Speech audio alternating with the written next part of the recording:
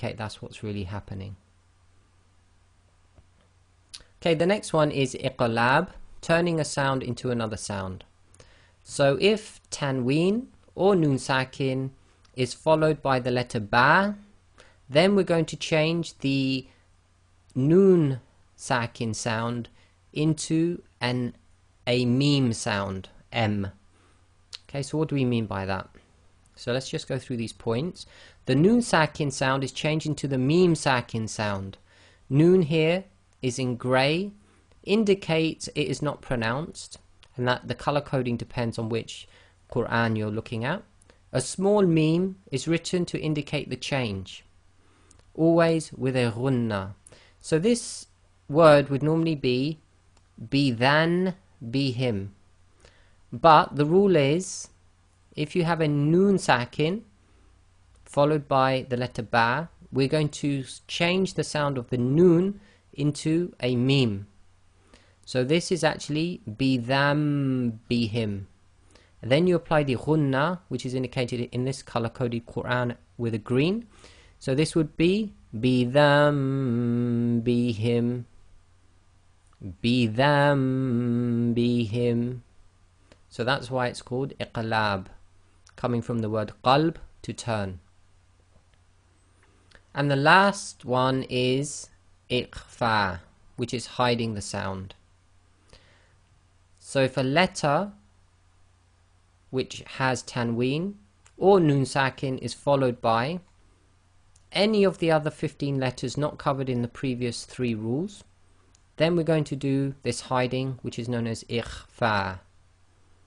So let's read the rules. When followed by any 15 letters in total not covered in the rules of Idghaam, Idh-haar or Iqlaab, we're going to do Ikhfaa. Now, one very important point here.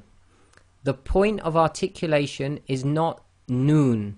So where we'd normally have our tongue for the letter Noon, we don't do that. We put our articulation point to that of the next letter that's coming after the Noon sound. And this is one of the most difficult ones to sort of master. So you do pronounce this with a Ghunna as well. So here we have min shay'in. So min is one word, so we've got the Noon Sakin, followed by one of the other 15 letters. So what's going to happen here is we're going to try and say min with a Ghunna, but you cannot put your tongue where you'd normally have it for Noon. So i.e. just on the hard palate at the top of the front of the roof of the mouth. So you have to have your tongue ready in the position of the sheen. Okay? And you've got to do the Ghunna and effectively the Ghunna of the Noon in your nose, but you cannot have the tongue in the articulation place of the Noon Sakin. It must already be in the correct place to be ready to say the sheen. So this would be min shay, min shay.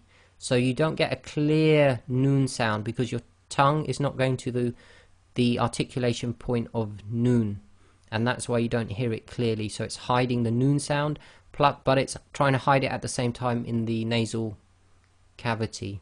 And the second word, antum, is the same because the letter ta is one of the other 15. So this would be antum, antum. What you don't want to do is go antum. The Noon shouldn't be clear, and that's caused by keeping your tongue in the position of the next letter. Or if you find that very difficult, try to just make sure your tongue is away from the roof of your mouth, so it doesn't actually touch the roof of your mouth. And this needs practice with a teacher, face to face if possible.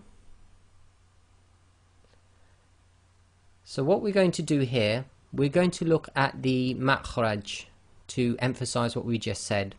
So we're looking at the example we did before, which was min shay, in.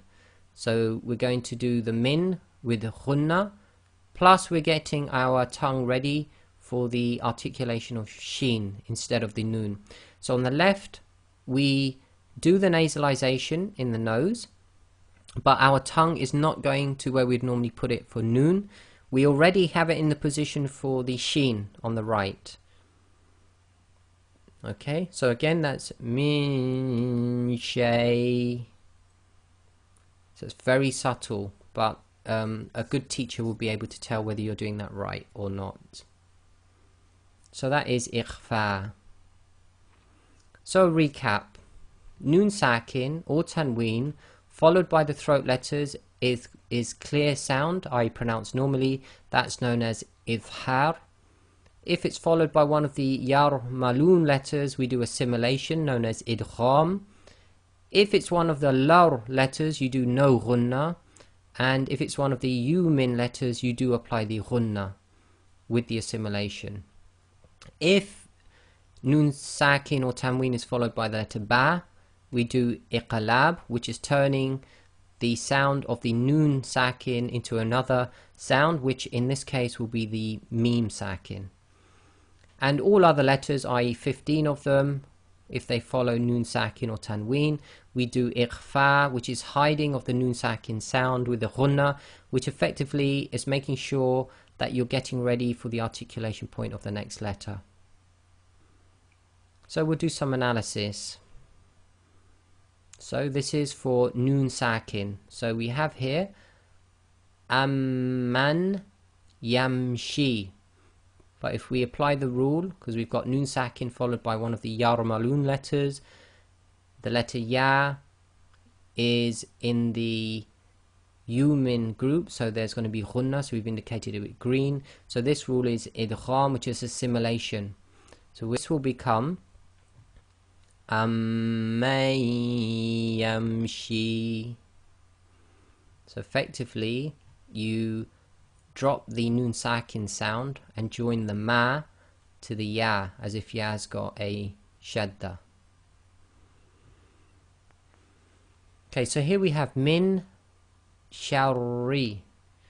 So it's noon sakin followed by one of the other 15 letters, so it's iqfa. So we're going to do the ghunna with the hiding of the noon, i.e. getting our tongue ready in the next articulation point. So it's min shawri. Then we have, in this example, idhin ba'atha. So we've got noon sakin followed by the letter ba, so we're doing iqlaab. So we're changing the sound of the noon sakin to a mim sakin. So instead of saying idhin, again with iqlaab we do ghunna, we have to say idhin ba'atha.